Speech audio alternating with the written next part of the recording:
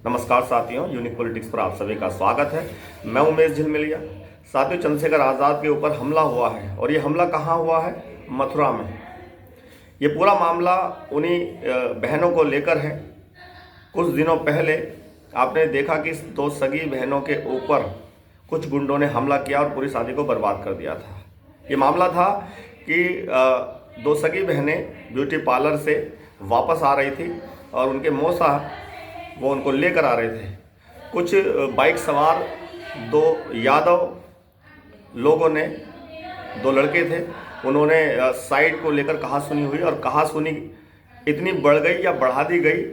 उनके जो मौसा थे लड़की के, उनको बुरी तरह से पीटा गया और जो लड़कियां थी उनको भी मारपीट की गई और उनके ऊपर गंदी चीज़ें फेंकी, यानी कि उनको गंदा किया गया। उसके बाद कुछ और गुंडों को बुला करके, जिसमें सारे के सारे यादव भी बताए जा रहे हैं, 15-20 लोगों को बुला करके जहां पर बारात आ रही थी, शादी थी, वहां पर ट्रैक्टर से गाड़ी वाड़ी तोड़ी गई बारातियों की और जो लड़की के ससुर थे उनका भी सर फोड़ दिया था।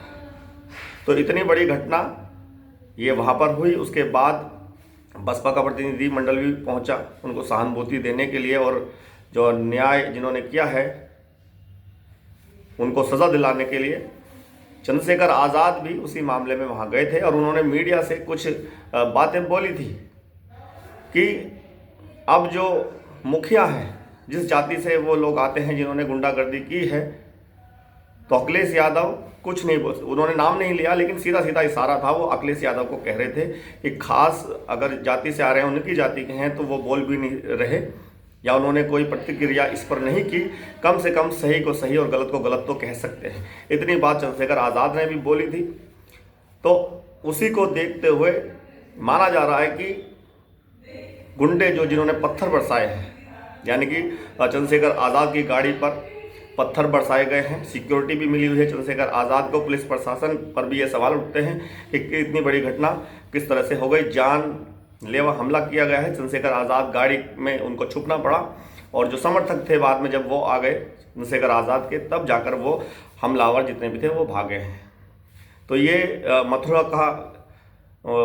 की घटना है। इस पर अब पुलिस प्रशासन पर भी सवाल उठते हैं और उन लोगों को ढूंढा जाएगा जिन्होंने ये काम किया है, जिन्होंने पत्थर बरसाए हैं। हमलावर कौन थे, इसकी जांच की जा रही है और ये क्या समाजवादी पार्टी से जुड़े हुए हैं, क्योंकि चंद्रशेखर आज़ाद ने जब ये बयान दिया उसके बाद से वो जा रहे थे, तब उन पर ये हमला हुआ है।